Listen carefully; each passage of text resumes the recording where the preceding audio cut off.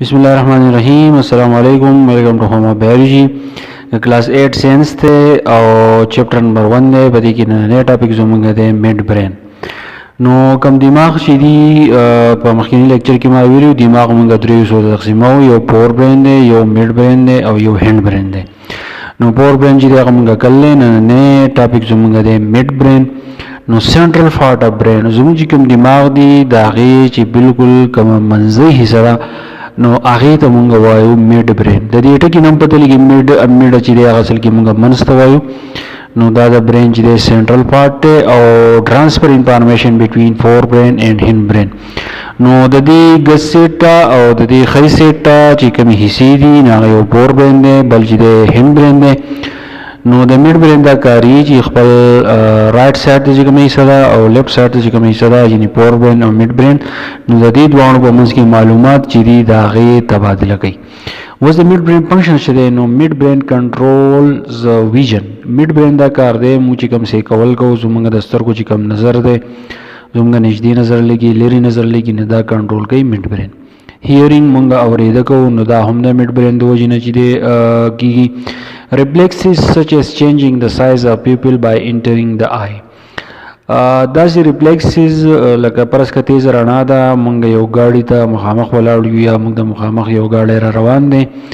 هغه ګاډی چې دی د هغې هیډ لایټ چې دی هغه ډېر زیات تیز دي نو که تاسو خیال کوئ چې که دا هیډ لایټ رڼا چې دا ډېر زیاته تیز وي او هغه زمونږ په سترګو باندې ولګي نو موږ ته نشو کولی ډایرکټ موږ سترګې پټو د هغې وجه دا ده زمونږ چې کومې سترګې دي نو په دې کې چې دا کوم سپین ګاټی دی او بیا په دې کې دا تور ګاټی دی نو دغې ته موږ وایو پیوپل چې کله تیز رڼا وي نو دا پیوپل چې دی دا کنټریکټ کېږي دا راغونډېږي ځکه چې دا تیز رڼا چې دا نشي برداشت کولی نو دغه شان ناڅاپه چې کوم چینجز راځي نو هغې ته موږ وایو ریفلیکس نو چې کله دې پیوپل باندې کومه رڼا لګي نو دا زموږ دپاره چې دی ریفلیکس دی د دې نه علاوه چې کله موږ اوده کېږو سلیپ زموږ چې کوم اوده کېږو نو دا هم کنټرول کېږي د میډ برین نه بیا ویک یو ټکی چې دی موږ استعمالو کله چې موږ پاسو د خوب نه پاسېده چې دی نو دا هم کنټرول کېږي د دې میډ برین د وجې نه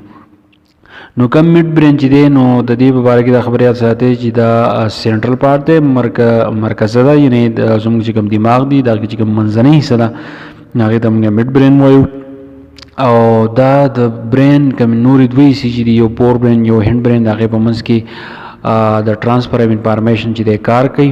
د میډ برین په اصل کې فنکشن دا دی زموږ چې کوم نظر لګي موږ چې کوم اورېده کوو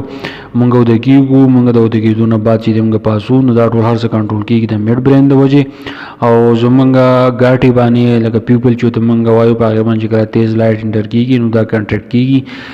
نو دغه شان چې دی موږ دا ویلی شو چې دا لایټ چې دی هغه کنټرول کوي او چې کله لایټ چې دی کنټرول کوي نو موږ د تیز رڼا نه چې دی موږ بچ کوي او زموږ سترګې نقصان نه بچ کوي که فرض که دا کنټرول دی نشو کولی نو زموږ سترګو ته چې دی بیا په ډېر زیات نقصان او سترګې چې دی نه بیا خرابېدي